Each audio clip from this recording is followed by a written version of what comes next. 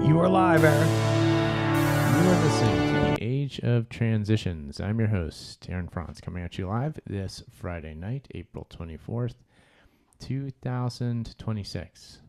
Live every Friday night from the facilities of Ochelli.com, 10 p.m. to midnight Eastern Time. First hour, the Age of Transitions. Second hour, Uncle the Podcast. Thank you for listening. Do consider going to Ochelli.com to send a donation to Chuck. Would help out a lot, keep the network alive. So Ochelli.com. TheAgeOfTransitions.com is my website, so please go there to pick up this podcast and lots of other ways to support. There's the Patreon page. There is my book, Revolve Man's Scientific Rise to Godhood. Thank you for buying that. Paperback and ebook copies available. And there's a couple other things on there. There's the affiliate links at theageoftransitions.com. Thank you, everybody, for just going to the website, for supporting over the years, and for being here tonight and continuing. We have the YouTube live stream up in addition to the Ochelli.com broadcast, so that's going once again. Thank you for listening. And there's been a lot going on. My goodness gracious, too much to keep up with. It's impossible to keep up with, so if you're not, don't feel bad about it because you couldn't. So it's not anything to be upset about. We're just doing our best, and keeping up is a losing game. So there's no point in that. But what we're going to do here is just try to figure out a little bit of what's going on, at least trying to come to some sort of understanding. And it's tough. It's tough to do that, but we're gonna see what we can do. There's so many things that are upsetting, and I think I'll get to that. I'm a little too tired to be upset right now, but I'll get there. I'll be upset in a moment, believe me, after talking about all this nonsense. Listeners to the show are probably well aware of the fact that this past week, Palantir, the wonderful surveillance, artificial intelligence, defense contracting tech company that is quickly taking control of the United States government for its own ends, them along with their other Silicon Valley big tech industry friends, but they're one of the primary suspects in the complete destruction of the old American, the recreation of a fascistic technocracy. But this past week, they posted online, definitely on Twitter, X, and I think probably other places, I don't know, but I was on X, so I saw this.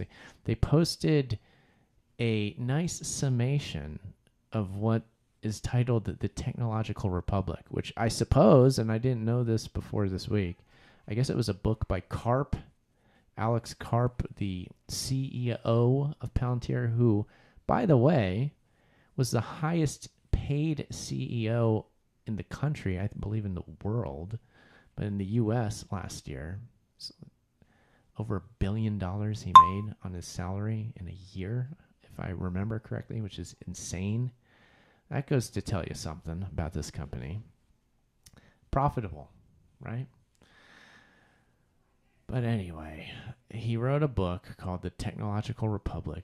I have not read it. I don't know if I will. I don't know if I can bring myself to it, but I guess I don't have to, because they were real nice, and they posted this nice bullet point summation of the whole thing. It's just 22 main takeaways from this rock solid, wonderful book. I'm sure it's great, because what I'm going to do is I'm going to read from this godforsaken thing now and just give commentary on it.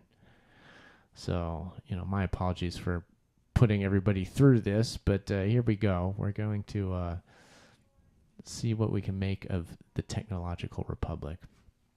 So these are all numbered 1 to 22. Actually, you know what? Now that I think about it, the number 22 has some Kabbalistic significance, but that probably doesn't mean anything. These guys don't know about that sort of stuff. So anyway, I'm not doing an occult. I don't have it in me to talk occult, esoteric religion tonight, I don't think. So we're just going to keep it very mundane, run-of-the-mill sort of stuff. But anyway, starting with number one, Silicon Valley, oh dear Lord, Silicon Valley owes a moral debt to the country that made its rise possible. The engineering elite of Silicon Valley has an affirmative obligation to participate in the defense of the nation. Okay, so they're so altruistic, these guys. First of all, they're grateful. They're so grateful for their billions upon billions of dollars that have been showered upon them, not only by the users of their little programs, and goes for Silicon Valley as a whole, their products, their services, not just the consumers, but the government, which increasingly is giving them more and more money. Big surprise. So Silicon Valley owes a moral debt. We're getting ethical. We're talking morals. These guys are they're just bastions of morality. So they owe a moral debt to this country. Oh gosh. They have an affirmative obligation to participate in the defense of the nation. Okay, well, we know what that means. That's pretty cut and dry. The Silicon Valley elite, engineering elite, are now the new military-industrial complex. Mission accomplished. I've been talking on the show for a few years now how they've been trying to usurp the old aerospace companies, which came up during World War II and the rise of the Air Force. And actually, Tragedy and Hope must spend like hundreds and hundreds of pages talking about this, actually, the rise of the Air Force and all this. This gets a little talked about with Quigley's book, but I'm just throwing that in there. But anyway, World War II and the post-war period, military-industrial complex, we know who they were. They were the aerospace companies. Well, in today's day, there has been what I believe is an antagonistic relationship between the old guard aerospace and the new guard big tech companies, Silicon Valley, where Silicon Valley's trying to strong arm their way and basically supplant the old aerospace companies. And I do believe we're going to see that happening through this Iran war fiasco. Now I'm really going off on a tangent. I didn't know I would, but here we go. There is talk of making a new insane, like $1.5 trillion defense budget for strongman's idea of some golden fleet navy, some golden dome, as all these old ideas. And this Iran war really is the culmination of the American empire's moment that if you were to like look back the post-war period, and especially the Middle Eastern wars that happened starting in the 1990s with Bush Sr. and on through the war on terror years to now, Iraq, Afghanistan,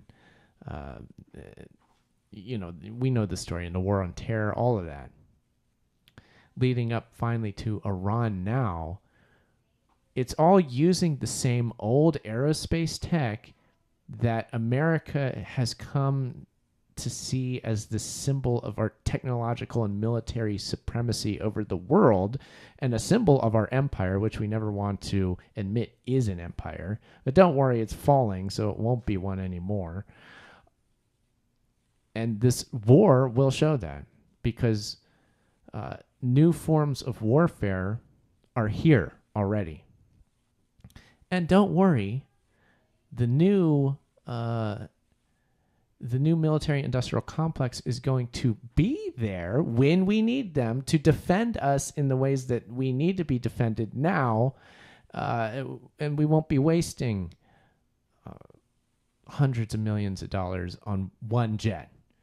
We won't be spending God knows how much on a destroyer ship or a aircraft carrier. That's all waste of money. So these guys, that when they say they have an obligation to participate in the defense of the nation, and they're acting like this is some sort of morality. Give me a break. We know what you're doing. You're taking over the government from the inside out. You bought it. You bought and paid for it, first of all. You put in the damn president who's in there now, these tech guys. They're the ones who placed him there so that they could finish the job of becoming the new military industrial complex. And that's what is now occurring. Okay? We live in their world now. And they will have all of the defense contracts. They will be the government. They will take over the IRS. And don't think, okay, well, we're going on. I'm only on point 1, and I'm going off on this. I got to dial it back a little because we'll get into more details as we go. Let's hit 2. But that's 1. These are, again, the bastions of morality, these guys. The defenders of a nation. They'll craft all the propaganda to try to get us to love them and to believe we need them and all that. So look forward to more of that. Not that we've not been inundated already, but it's going to become more sort of war on terror, patriotic style to come, I believe. Okay, point 2. What's this stupid thing called again? Technological republic. Point 2. We must rebel against the tyranny of the apps. Is the iPhone our greatest creative, if not crowning achievement as a civilization? The object has changed our lives, but it may also now be limiting and constraining our sense of the possible. Okay. The tyranny of the apps. Yes, hey, why don't we do that? You're the numbskulls that gave us this stuff, the Silicon Valley engineering elite, but go ahead and act like you're criticizing yourselves. That's real funny. What they're doing here is they're saying, like, look, the old tech is going to be replaced by new, okay? So get ready for the latest and greatest. It's probably going to be some sort of virtual reality, augmented reality enabling device. It may not even be a physical device. It's going to be enabled by, it's going to have artificial intelligence integrated into it. It's going to be great. And it's going to be way better than the crappy iPhone is. So get ready for that.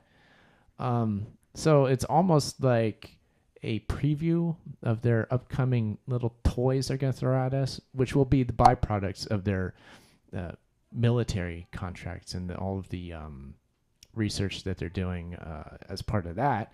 We'll just get the leftovers, as we always have, as all great consumer tech has always been that. And they're proud to carry on that tradition. 3.3. Free email is not enough.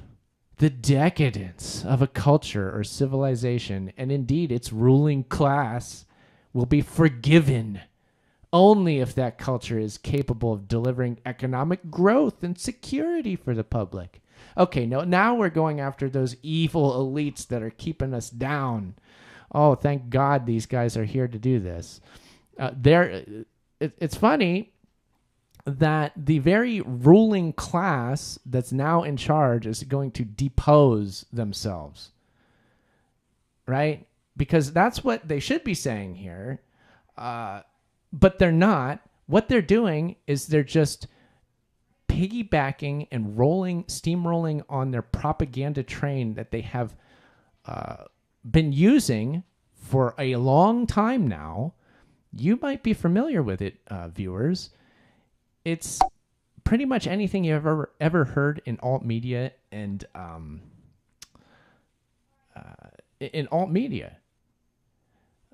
which was also used to do what? It alt media and conspiracy culture ideas, and this idea that internet, all things to do with internet and independent voices coming together in a grassroots political movement, we're going to depose this shadowy elite that runs our country. Guess what? These guys have taken over that entire narrative. They used it and exploited it to once again put in the government they want for their own purposes. That's what this idiotic MAGA nonsense is. It's their little ploy to get everything that they want. And yes, they have used alternative media to do that. And right here in this stupid point number 3, they're picking little bits because I see every single one of these bits. I recognize it when I see it. I've been around this crap for long enough. Decadence of a culture. Okay, we get that all the time with the culture war stuff. You see this also in Russian propaganda. Likes to parrot this too. Is like we're a decadent civilization that deserves to go down because we don't have Christian values. Blah blah blah blah blah. They're pulling that out right there. The ruling class, yes. So they're just using a buzz term as if we're going after the ruling class, which are what? Democrats or something like that. Something idiotic is usually what that boils down to. Oh yeah, and then they're acting like they're going to provide economic growth and security for the public. I'm not even going to comment on that. Let's just go to point 4. The limits of soft power of soaring rhetoric alone have been exposed. Oh boy, exposed. The ability of free and democratic societies to prevail requires something more than moral appeal. It requires hard power.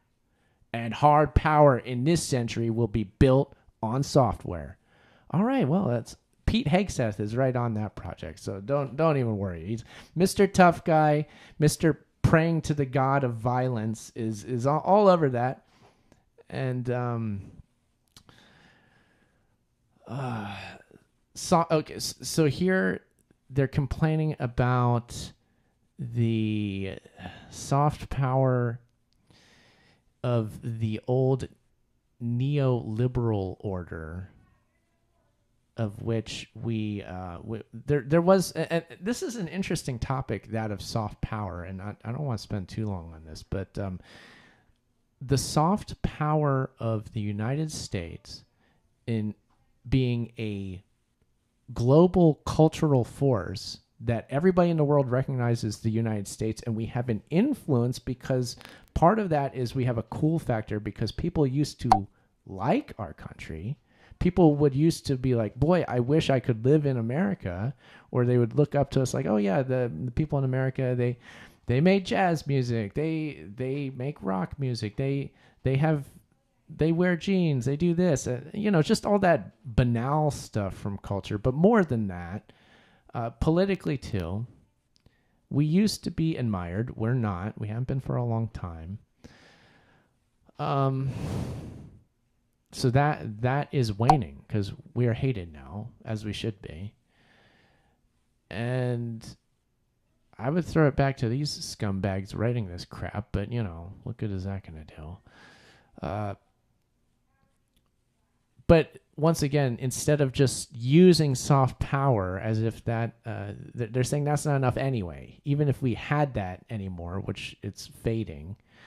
But if we did, it would still suck because we just need to go around being tough, right? In the same way that with the Iran war, we're acting tough in the old sense, but that's now outdated, and we haven't realized that yet. Well, we need to continue being tough, and we're going to do it with software. So there you go. They're kind of building on that defense of the nation stuff, talking about the new form of warfare, which they will profit endlessly on, and the new military-industrial complex, which they are, and the new establishment, the new country. They are America now. That's what they're hoping, if we allow it. Okay. Oh, well, here we go. Point number 5. The question is not whether AI weapons will be built. It is who will build them and for what purpose. Our adversaries will not pause to indulge in theatrical debates about the merits of developing technologies with critical military and national security applications. They will proceed. Okay, we've heard this a billion times.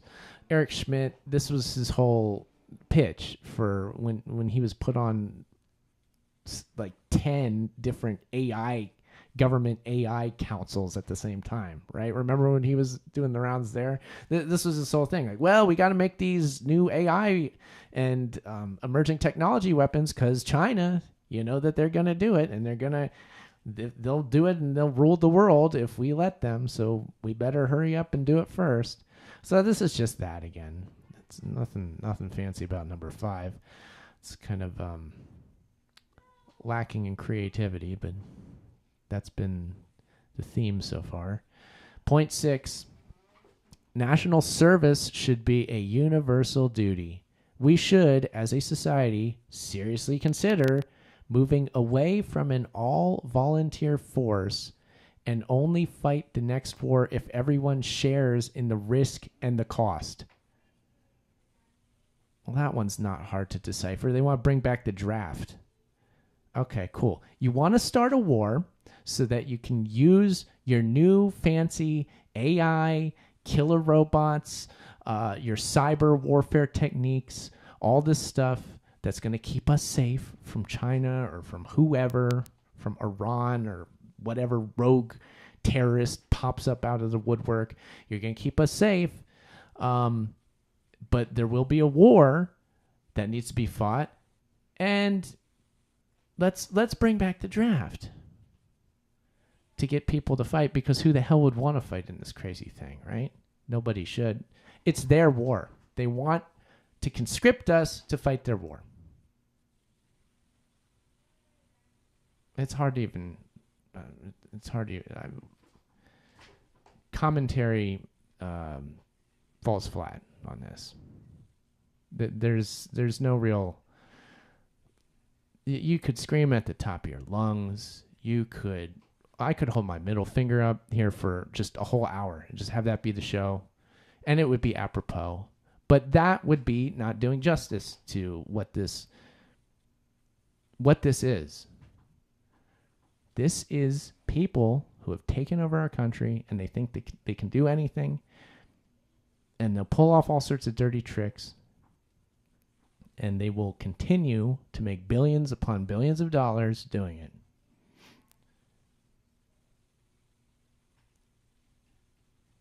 Anyway, let's see here. What number was that? Okay, national service, point 6. Number 7, if a U.S. Marine asks for a better rifle, we should build it. And the same goes for software. We should, as a country, be capable of continuing a debate about the appropriateness of military action abroad, while remaining unflinching in our commitment to those we have asked to step into harm's way. Yeah, because now they are literally asking, demanding. Apparently, the ask will be a demand because the draft will be here and they'll force you to go to their war. So they should at least give you good equipment to fight it with.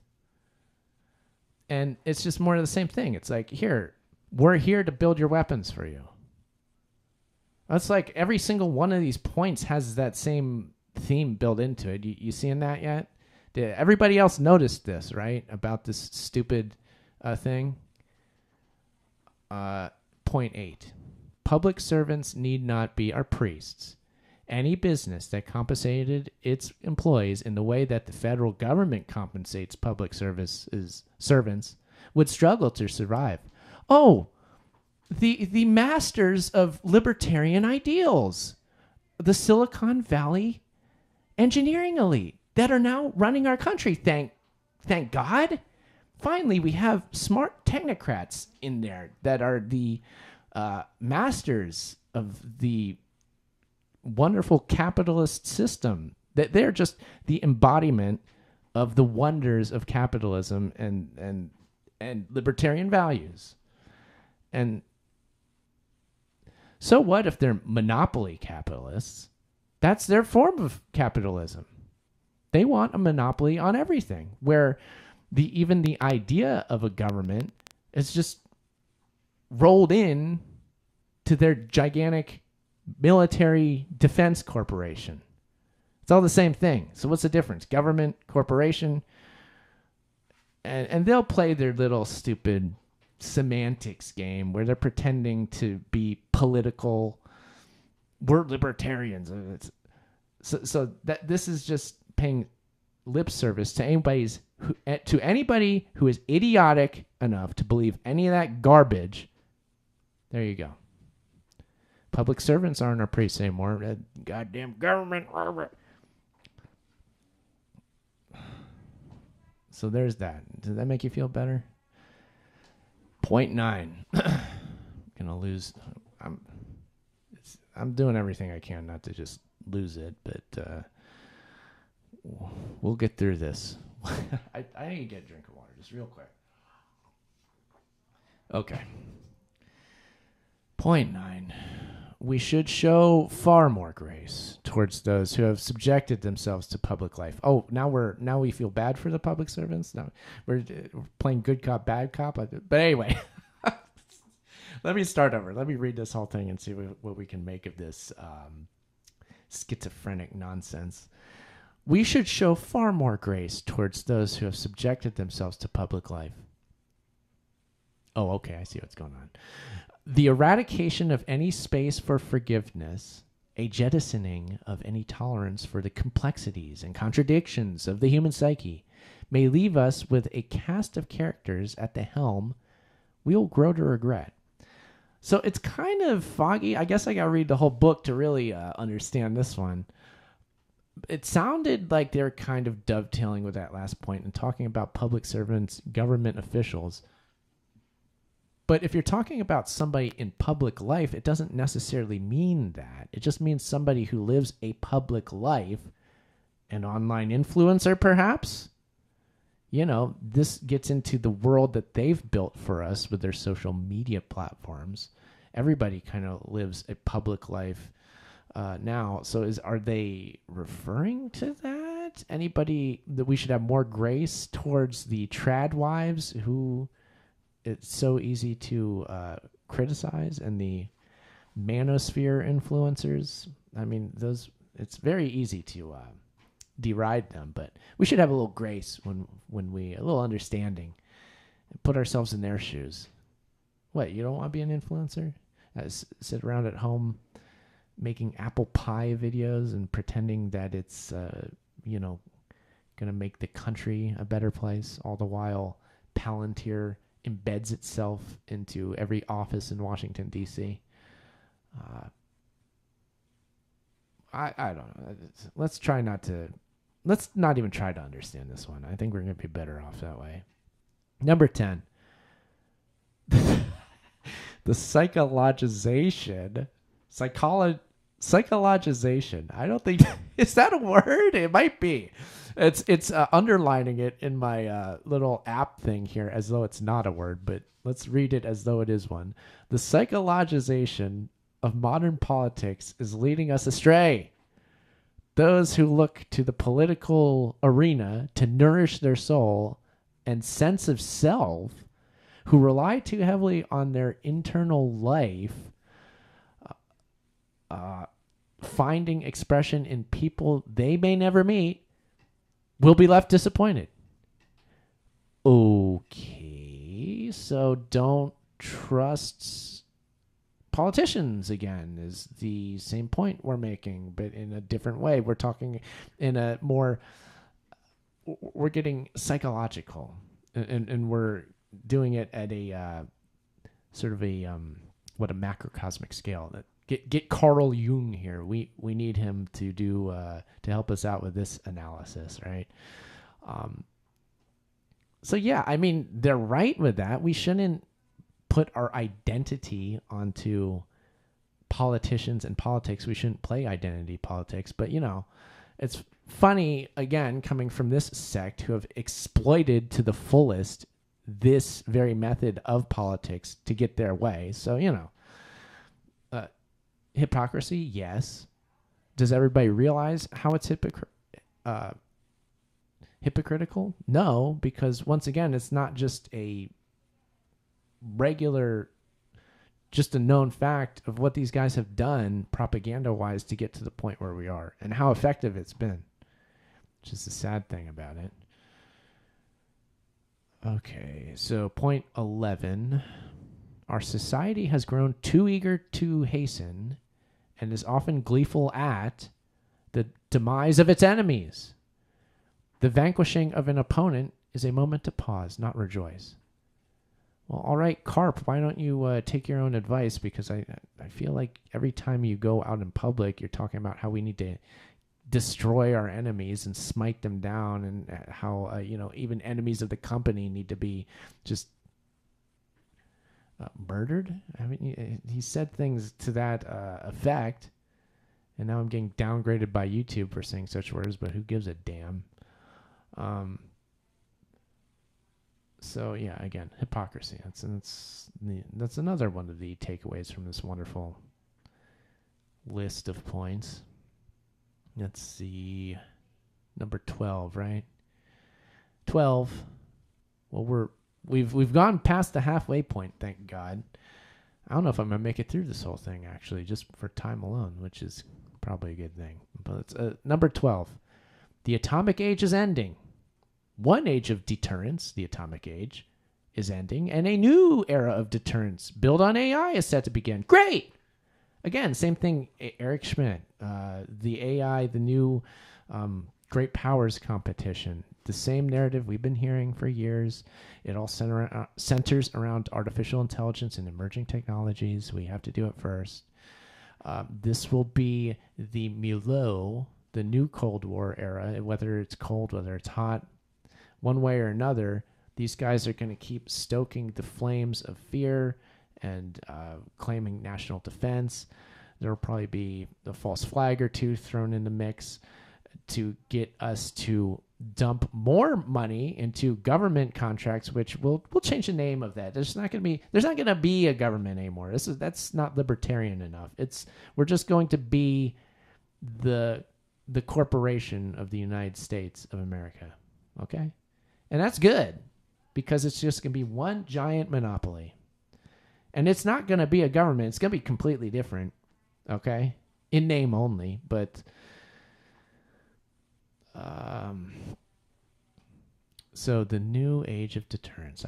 Isn't that just wonderful that they're letting us know the little excuses they're going to use to continue to make money hand over fist and keep the contracts rolling in. They're going to be very busy. They're going to be busy, and they love it. They wouldn't have any other way. They're hard workers. Nobody's taking that away from them. They love being busy with all the wrong things.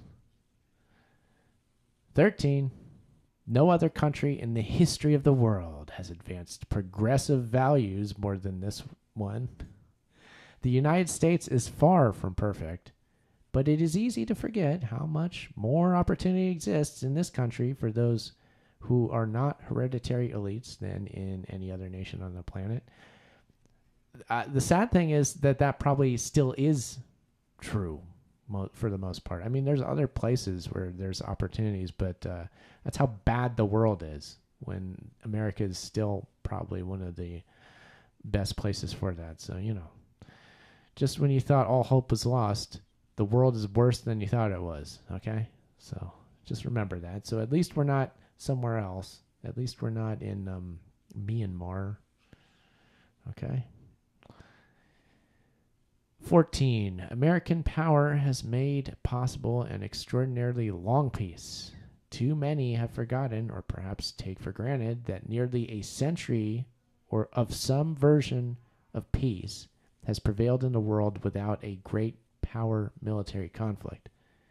At least 3 generations, billions of people and their children and now grandchildren have never known a world war. We've just known these proxy wars, the endless wars of that aren't actually declared wars, that of the American Empire, right? We've been warring this whole time, but it hasn't been a world war, so we're lucky. But if it's up to these guys, I'm sure the World War III will be right around the corner. But maybe what they're telling us is, with this, again, ties into the point they were making before, is the age of deterrence is definitely preferable to the World War scenario, because you can just keep that going, keep the contracts going, keep scaring people, keep building the new tech. The new tech will be used for the military, but will also be used to control the domestic population. And that's a good model. So if they can avoid the World War, hey, everybody will be better off. 15, the post-war neutering of Germany and Japan must be undone. The defanging of Germany was an overcorrection for which Europe is now paying a heavy price. A similar and highly theatrical commitment to Japanese pacifism will, if maintained, also threaten to shift the balance of power in Asia. Okay, well, this kind of fits into the whole great powers competition. We got to revive Japan to go after the evil China. And maybe that's just a little foreshadowing of what's to come with all of that on the world stage. 16, we should applaud those who attempt to build where the market has failed to act. The culture almost snickers at Musk's interest in grand narrative, as if billionaires ought to simply stay in their lane of enriching themselves. Any curiosity or genuine interest in the value of what he has created is essentially dismissed, or perhaps lurks from beneath a thinly veiled scorn. Sorry. We need to thank Elon Musk more than he demands at present, which is a whole hell of a lot. That's what he's turned X into, or he attempted to just make it his personal self-gratification network, in addition to being a political propaganda platform for him and his cadre of colleagues, which here are at Palantir. They're all buddies. That's why they look after each other. They're all part of this elite club that are taking over our country now. We should applaud his efforts to want to steal the country away from all of us. Attempting to build where the market has failed to act. We're almost laughing at it. Yeah, you're right. We shouldn't be laughing at it. We should be demanding he get the hell out of our country. Him and the rest of you. Go away and never come back, because we know what you're doing. We know what you're up to. We're not stupid. Okay? Now, we know what you're going to do as well. You're going to pull off all sorts of dirty deeds to justify your existence and justify the system that you're building. That's what this whole little piece is foreshadowing, is the horrors that you have in store for us. We're aware of that. And we know that you own all media now. All of it. The old school one that the boomers watch. The new one that's all online. And whatever else is coming in the weird virtual worlds that will be the actual metaverse that Zuckerberg did not make. But it's coming. We understand that. We understand that the transhumanist post-human nightmare is what you want to own and operate. And no, we are not going to applaud your efforts, you pieces of trash. I will only applaud when you are gone.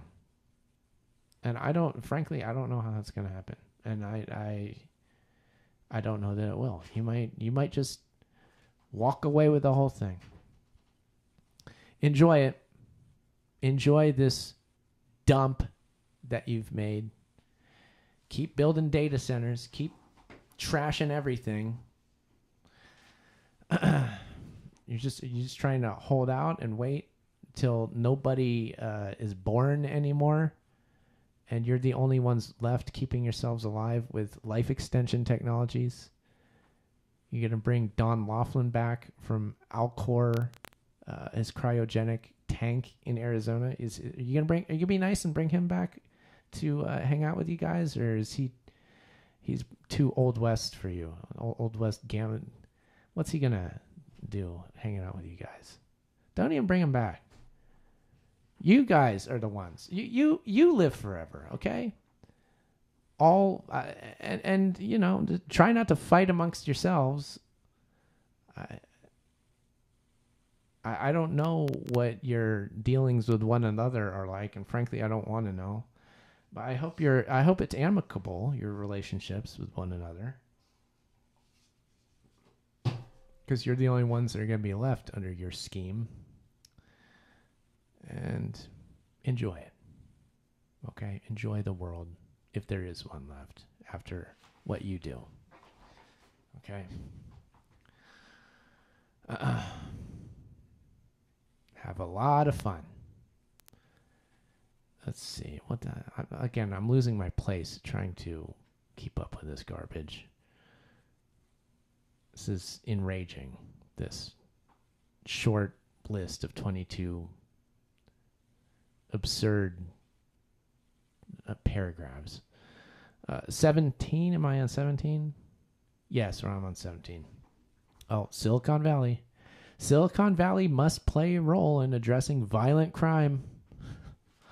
Many politicians across the United States have essentially shrugged when it comes to violent crime, abandoning any serious efforts to address the problem or take on any risk with their constituencies or donors in coming up with solutions and experiments in what should be a desperate bid to save lives.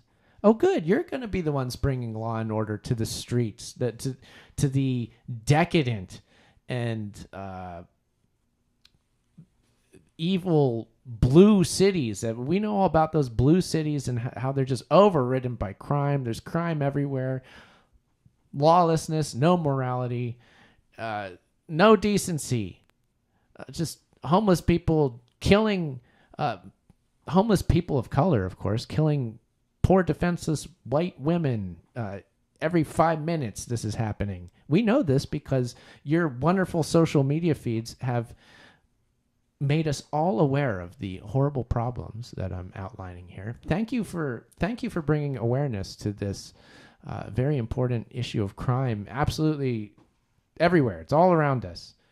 Complete lawlessness. I can't wait to see the total panopticon surveillance hellscape police state.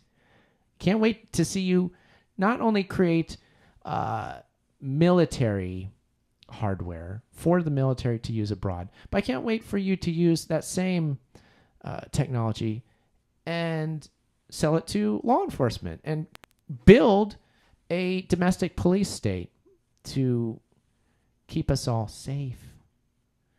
Right? That's what you want. We know what Ellison said about this.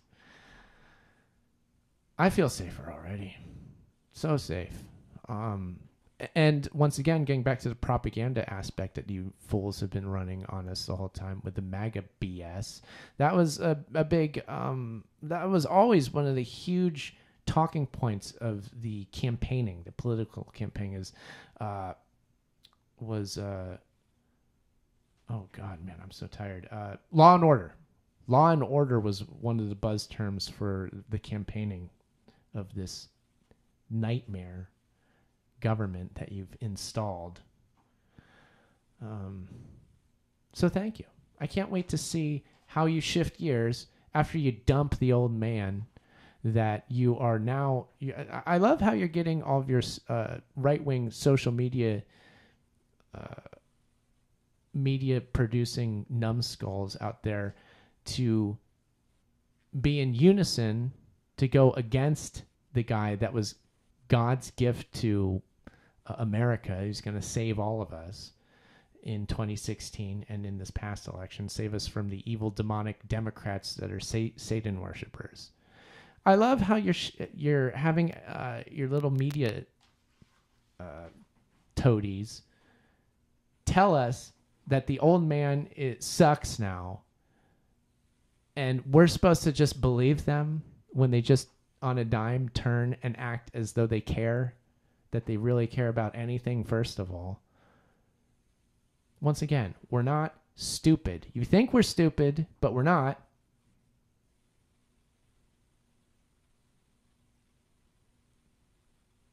You think you can just keep... I know you're gonna up. This is an attempt at changing the narrative, and you think people are just gonna listen to these idiots. Well, at least replace them. Can we get some new faces? I'm sure we will. And I'm giving you suggestions, which I should stop doing. But whatever. Once again, losing my place. Silicon Valley, violent crime. God help us. The police state's coming. Brought to you by the new military-industrial complex. It's going to be like OCP in RoboCop, right? Number 18, the ruthless exposure of the private lives of public figures drives far too much talent away from government service.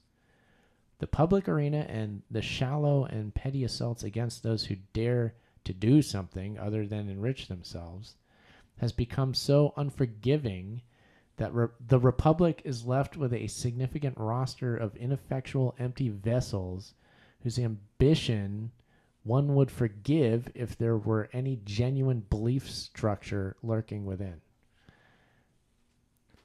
I'm just gonna go over that one. Okay, I don't feel the need to talk about that. You guys own these politicians now. You put them in place. So quit crying about it. All right. The caution in public life that we unwittingly encourage is corrosive. Those who say nothing wrong often say nothing much at all. You happy with what I'm saying now? You like the things I say? Here, why don't you blast it out on all the social media? Why don't you get your little influencers to repost the show I'm doing right now? How about that? Oh, here's a better idea. Why don't you have everything I say taken, distill it into a completely new message that fits your agendas, of course, and repackage it with, once again, the same idiotic influencers that brought us this ridiculous MAGA administration at your behalf, and get them to get the message out, because I know that's your game, and we'll see. I can't wait to see how that works out. It's going to be great.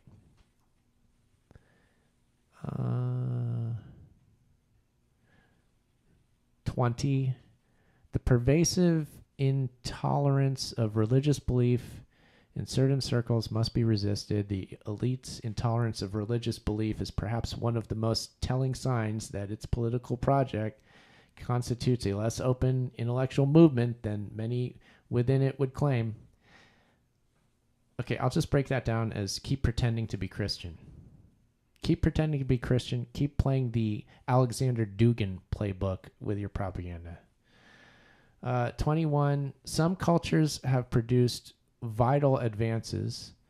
Others remain dysfunctional and regressive. All cultures are now equal. Criticism and value judgments are forbidden. Yet this new dogma glosses over the fact that certain cultures, and indeed subcultures, have produced wonders. Others have proven middling and worse, regressive and harmful. Are we the good one? Are we the one that produced the good stuff? You're giving me a lot of cause to wonder about that, but I'm sure you'll tell us what to believe soon enough, so I'll just wait for further orders on that. 22, we must resist the shallow temptation of a vacant and hollow pluralism. We in America, and more broadly the West, have for the past half-century resisted defining national cultures in the name of inclusivity. But inclusion into what? Yeah, enough of that woke crap already. Enough of that cultural Marxism stuff. Had it with that. It's enough. We need our culture and we need to be proud of it. Okay? Again, just keep weaving your stupid, idiotic, right-wing, pretending to be libertarian political propaganda, and keep pumping up the culture war, because it's got you this far. I can't wait to see where you take it next, and what twists and turns you have in store for us down the road, and what your AI programs suggest to you, directions to take it now, because presumably you're using that to help out with steering all of this now, right? It's just advanced analytics tools is all it is, with AI pattern systems. They're working the magic. Palantir. That's what you do. That's what Palantir does. It's a company. They're good at what they do. You're good at what you do. Okay. There's no denying that. You're good at what you do, and what you do is destroy the country that was America for your own selfish benefit. Once again, enjoy the world when nobody's left except for the 12 of you. Try not to fight. Okay? Have fun with one another. I can't wait to not be here. You guys talk about living forever.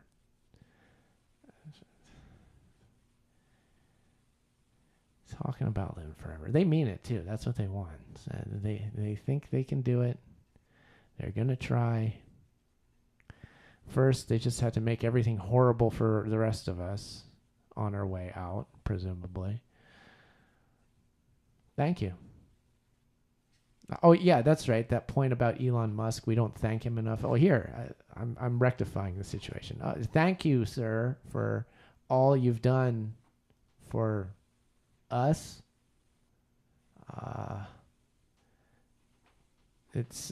You deserve a hero's welcome. True heroes, these guys. Altruistic, moral, bastions of morality.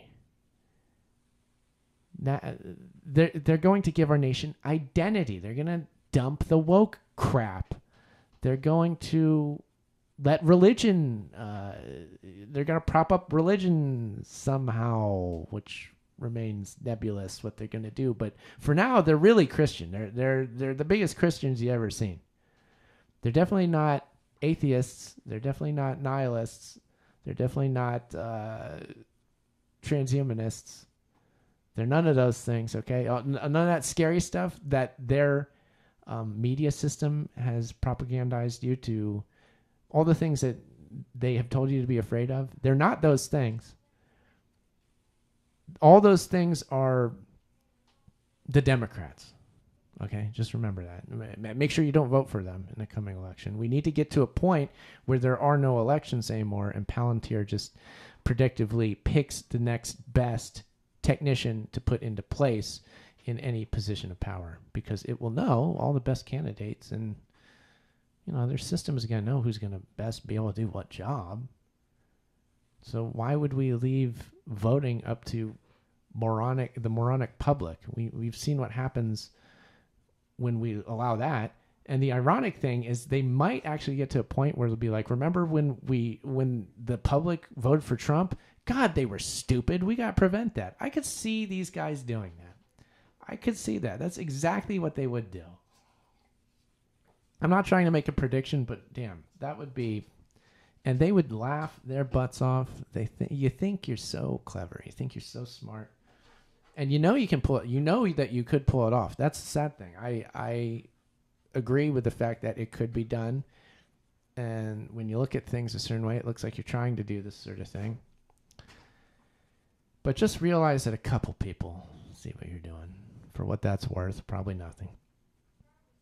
And we're not applauding what you're doing. We've seen you this whole time. With all of your posturing, like your God's gift to freedom, we know better. We know better. You're never going to change. And we've seen it all along. A couple of us. how many people can end up seeing it in time, and will it even make a difference? I don't know. Whatever.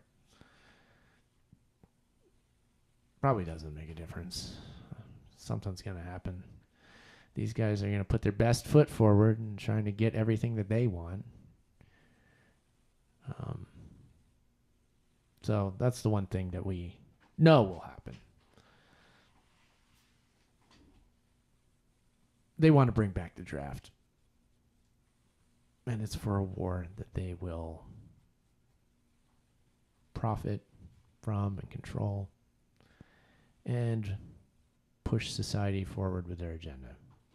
It looks like I do see comments in YouTube. The whole time I didn't mean to be ignoring them if that's what it seemed like. They're very small on my display here. Let me just see who it was. Oh, Jalokio. Hey, what's up, man? Well, I'll say hello to you now, and sorry that I wasn't replying to it, but anyway, yeah, the Gulf. He was talking about the Gulf. That was a while ago. He was probably in there. But anyway, thank you for listening to the Age of Transitions. Please do continue listening to the Ocelli Radio Network here on Friday night. You know that the next show will be Uncle of the Broadcast. That's going to be fun. So stay tuned if you're listening live. TheAgeOfTransitions.com. That's my website. My name is Aaron Franz. As always, I will leave you by saying, Seeker, seek on.